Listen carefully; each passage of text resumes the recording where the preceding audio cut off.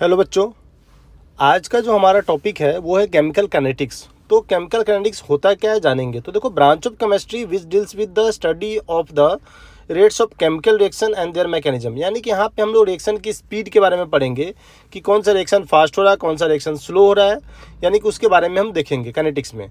अब इसमें हम लोग सबसे पहले क्या निकालते हैं, रेट निकालते हैं, रेट ऑफ केमिकल रिएक्शन। तो रेट निकालने का जो फॉर्मूला होता है, change in concentration of reactant और प्रोडक्ट पर यूनिट टाइम, यानी कि rate equal to D upon dt, यानी कि change in concentration upon change in time.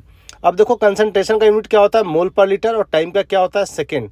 तो इसलिए रेट का जो ऐसा यूनिट हो जाएगा मोल पर लीटर पर सेकेंड हो जाएगा। ठीक है।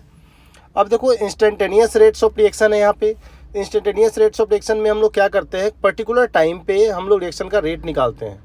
एवरेज में क्या होता है कि लॉन्ग टाइम इंटरवल में जो रिएक्शन होता है उसको निकालते हैं। देखो, न्यूमेरिकली बहुत सारे इक्वल बट थ्योरेटिकली बहुत सारे डिफरेंट, यानी कि यहाँ पे ट्रायंगल का साइन लगाते हैं एवरेज में, और इंस्टेंटेनियस में हम स्मॉल डी का साइन लगाते हैं, बस ये फ़र्क है।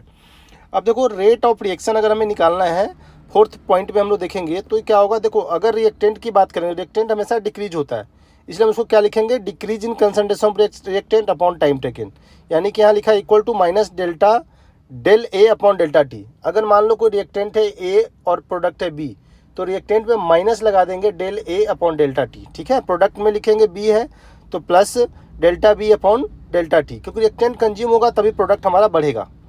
ठीक है।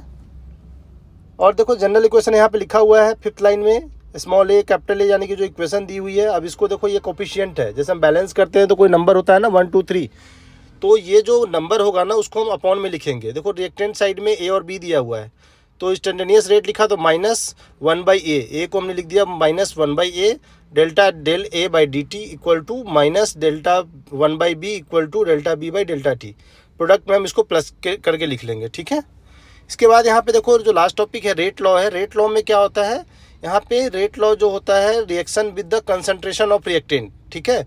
रेट लॉ के इक्वल टू ए का पावर x बी का पावर y, हम इस तरीके से रेट लॉ निकालते हैं। तो आज के टॉपिक में बस हमने ये सब पढ़ा। अगली टॉपिक में इससे रिलेटेड कुछ न्यूमेरिकल्स मैं आपको बताऊंगा। ठीक है। Thank you.